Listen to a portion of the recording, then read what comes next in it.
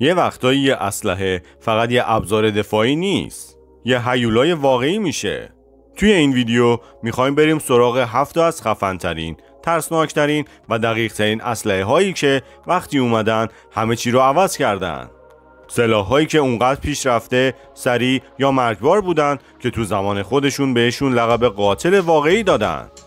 از تفنگ‌های خاص مافیا گرفته تا سلاح‌های میدون نبرد، اینا فقط ابزار جنگ نبودن، خودشون یه تاریخ خونین ساختن. اگه عاشق دنیای اسلحه‌ای تا آخر ویدیو با من بیا، چون چیزایی میشنوی که احتمالاً هیچ وقت نشنیدی. سلام، من حسین هستم. به کانال بدونیم خوش اومدین. بذار از همین اول یه چیز بهت بگم.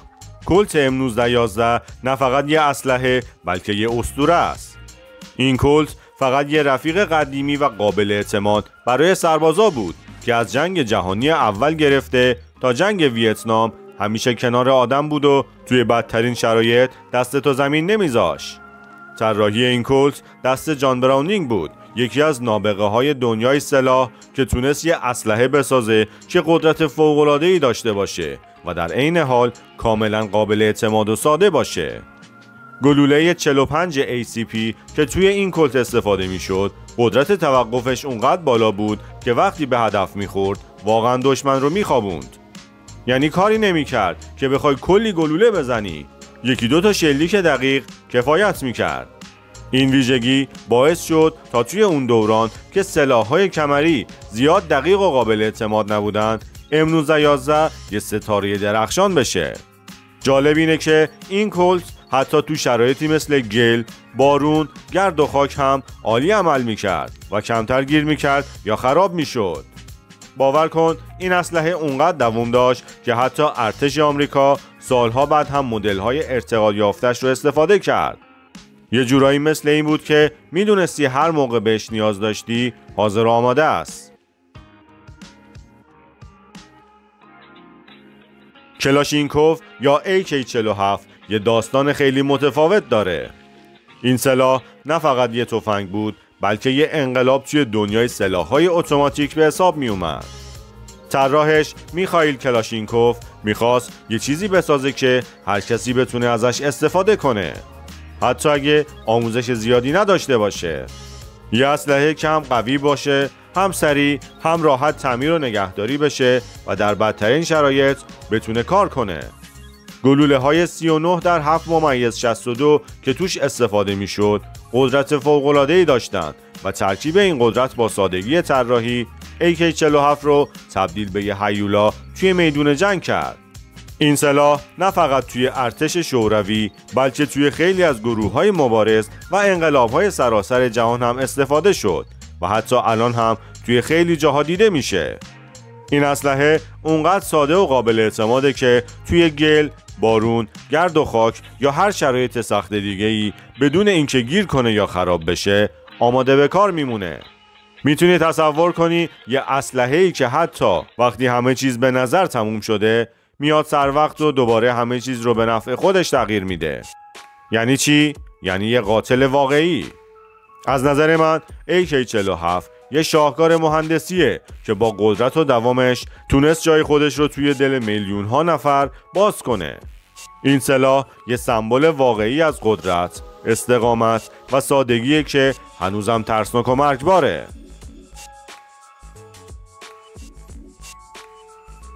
وقتی اسم ماوزر 3096 میاد وسط، خیلیا یهویی میرن توی فکر اون فیلمای قدیمی که شخصیت اصلی با یه کولت خاص و عجیب راه میافتاد و یه تنه همه چی رو جمع میکرد. این اسلحه واقعا یه چیز دیگه بود. از همون روزی که تو سال 1896 پا به دنیا گذاشت، همه فهمیدن با یه کولت معمولی طرف نیستن. فرم عجیب غریبش با اون خشاب جلوی ماشه و قبضه دست جارو شکلش باعث شده بود همه توی میدون نبرد با یه نگاه بشناسنش. نه فقط سربازا، حتی افسرای بلند مرتبه هم عاشقش بودن. ماوزر 3096 فقط یه تفنگ نبود، یه نماد بود. نماد کلاس، دقت و مرگبار بودن. تو جنگ جهانی اول و دوم کلی استفاده شد و حتی تو انقلاب چین و جنگ داخلی اسپانیا هم حضور فعالی داشت، چون بردش خیلی بیشتر از تفنگ‌های کمری اون زمان بود. خیلی‌ها میگفتن این بیشتر شبیه یه تفنگ کوچیک تا یک کلت واقعی، چون گلولش با قدرت و سرعت زیاد شلیک میشد و دقت بالایی هم داشت. اما جذاب‌ترین بخش ماجرا چیه؟ این که میتونستی بهش یه قنداق چوبی وصل کنی که هم نقش کاور برای حمل و نقل داشت و هم به یه نیمه سلاح بلند تبدیلش میکرد. دقیقاً به خاطر همین ویژگی‌ها بود که آدمای مشهوری مثل چرچیل خودشون شخصاً با این سلاح وارد درگیری میشدن.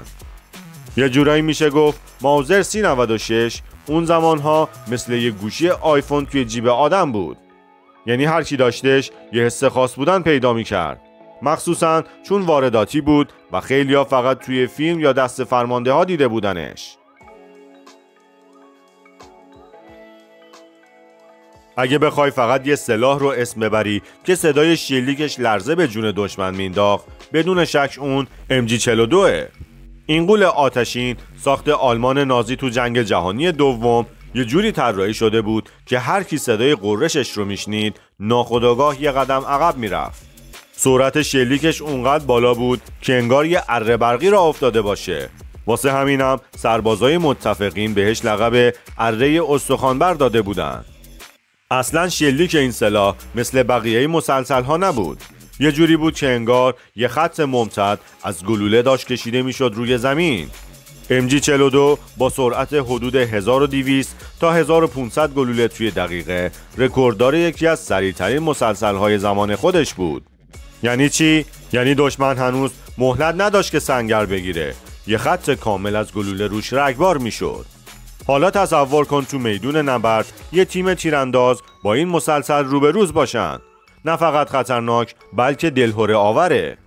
یکی از چیزایی که MG42 رو واقعا خاص میکرد سادگی توی طراحی و مقاومت بالا در شرایط سخت بود. گلوله های 7.92 میلیمتری که از توش شلیک میشدن هم قدرت نفوذ زیادی داشتند و هم برد خوبی. تازه نکته جالب اینجاست که این اسلحه با همه ویژگی‌های فوق‌العاده‌اش خیلی زود قابل تعمیر و جایگزینی قطعات بود. برای همینه که آلمانیا عاشقش بودن. راحت باز میشد، سریع خنک میشد و با سرعت بالا میتونست پشت سر هم بکوبه به دشمن. طراحی و عملکردش اونقدر خفن بود که بعد از جنگ خیلی از کشورها سعی کردن یه نسخه ازش رو برای خودشون بسازن یا تو مدل‌های جدیدتر از الگوش استفاده کنن. وقتی اسم کولت پیس میکر میاد وسط، ناخودآگاه آدم میره توی دل فیلم‌های وسترن، اون جاده‌های خاکی، کلانترهای شجاع و کابوی‌هایی که تو غرب وحشی دنبال عدالت می‌گشتن. این کولت افسانه‌ای که بهش لقب صلح آفرین یا همون پیس میکر رو دادن، فقط یه اسلحه نبود، بلکه یه نماد از اون دوران پر از ماجراجویی، قانونگریزی و البته مرگ بود. این کولت که اولین بار اوایل قرن 20 ساخته شد، سریع بین کابوی‌ها و مامورای قانون محبوب شد، چون ترکیب بی‌نظیری از قدرت، دقت و خوشدستی رو داشت. با گلوله‌های بزرگ کالیبر 45 که قدرت تخریبشون حرف نداشت، کولت پیس میکر به سرعت تبدیل شد به یه قاتل بیرحم اون بیابونا. توی دعوای سریع هر کس این کولت رو داشت انگار دستش یه جعبه آتیش بود. کابویا میگفتن هر بار که ماشه رو میکشیدن انگار صدای عدالت تو هوا پیچیده میشد و دشمنشون به زودی باید فاتحه‌شو میخوند.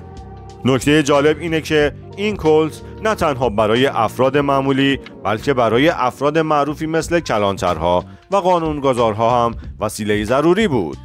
ولی واقعا جادوی کولت پیس میکر توی اون طراحی منحصر به فردش بود. نه فقط ظاهرش کلاسیک و شیکش، بلکه عملکردش اونقدر دقیق بود که حتی تیراندازای تازگار هم میتونستن باهاش خوب هدف بگیرن. دسته چوبی خوش فرم و وزن مناسبش باعث میشد حتی بعد از چندین شلیک پشت سر هم دست تیرانداز خسته نشه. به همین خاطر این کولت تو همه اون جنگل‌های خشک و بیرحم غرب همراه همیشگی کابوی‌ها بود. اگه بخوای یه اسلحه رو مثال بزنی که هم توی جنگ جهانی درخشیده و هم توی کوچه پس کوچه های مافیا و گنگسترها نقش اول بوده، بدون شک اسمش تامسون ساب ماشینگانه. همین تامیگان معروف خودمونه. یه غول جمع و جور با خشاب درام یا خشاب مستقیم که صدای شلیکش تو گوش تاریخ مونده. تو دهه 1920 و 1930 این اسلحه مثل امضای مافیای شیکاگو شده بود. هر جا که یه گنگستر با کت شلوار راه میرفت احتمالش زیاد بود که توی کیف دستیش یه تامیگان قایم کرده باشه. اما جذابیت تامیگان فقط به فیلم‌های مافیایی خلاصه نمیشه. توی جنگ جهانی دوم نیروهای آمریکایی این سلاح رو مثل یک گنج با خودشون میبردن خط مقدم، چون با اون سرعت شلیک بالا و قدرت فوق‌العاده‌ای که داشت توی درگیری‌های نزدیک خیلی به درد می‌خورد. گلوله‌های کالیبر 45 ACP که ازش خارج می‌شدن قدرت کوبش زیادی داشتن و وقتی سرعت شلیک 600 تا 700 گلوله توی دقیقه همراه می‌شد، عملاً میتونستی یه اتاق رو توی چند ثانیه تمیز کنی. یکی از چیزایی که تامسون رو خاص می‌کرد طراحی شیک و متفاوتش بود. دسته چوبی براق، لوله کوتاه و اون صدای خاصش باعث شده بود تبدیل به یه نماد بشه. حتی خیلی از سربازا بهش لقب تامیگان داده بودن. انگار نه انگار با یه ابزار جنگی طرفی، انگار رفیق جون سختیه که توی هر موقعیتی کنارت وای میسته. از مافیا گرفته تا سربازای جنگ جهانی، از توی کمینگاه‌های شهری تا دل جنگل‌های اروپا، تامسون یه اسلحه قاتل واقعی زمان خودش بود. اگه بخوای از بین تفنگ‌های قدیمی یکی رو انتخاب کنی که ترکیب دقت، سرعت و دوام باشه، اون بدون شک لی انفیلده. این تفنگ افسانه‌ای که توی دست سربازای بریتانیایی از زمان جنگ جهانی اول تا حتی بعد از جنگ جهانی دوم بود، به یه اسطوره تبدیل شده بود. انگار خود جنگ بدون این اسلحه ناقص میموند. چیزی که این اسلحه رو قاتل زمان خودش میکرد نه فقط دقت باور کردنی توی فاصله های دور بود، بلکه سرعت خشابگذاری و شلیک پشت سر همش هم بود.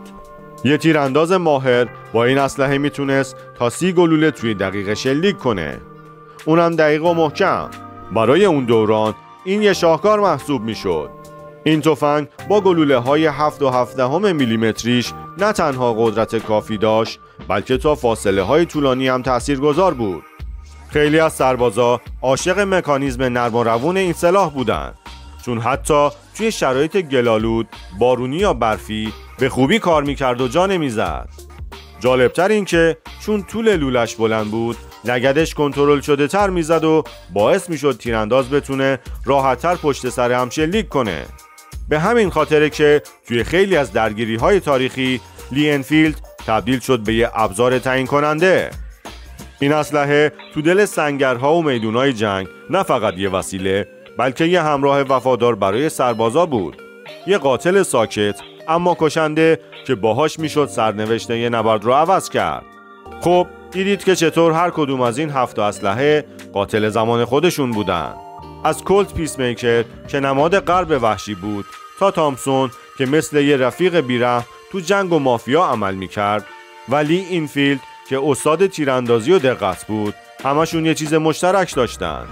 قدرتی که تو زمان خودشون همه رو میترسوند و تاریخ رو تغییر داد. این اسلحه ها فقط ابزار جنگ نبودن، بلکه داستانهایی پشتشون بود که هنوز هم یادآور روزهای خونین و نفسگیر تاریخن. هر کدومشون یه شاهکار مهندسی و طراحی بودن که تا سالها روی زمین نبرد حرف اول رو زدن. اگه از این ویدیوها خوشت اومد و دوست داری بیشتر درباره دنیای اسلحه ها و تجهیزات نظامی بدونی، حتما کانال رو سابسکرایب کن و زنگوله رو روشن کن تا هیچ ویدیویی رو از دست ندی. راستی نظرت رو درباره این 7 قاتل زمان خودشون توی کامنت ها بهم بگو. کدومشون بیشتر به دلت نشست؟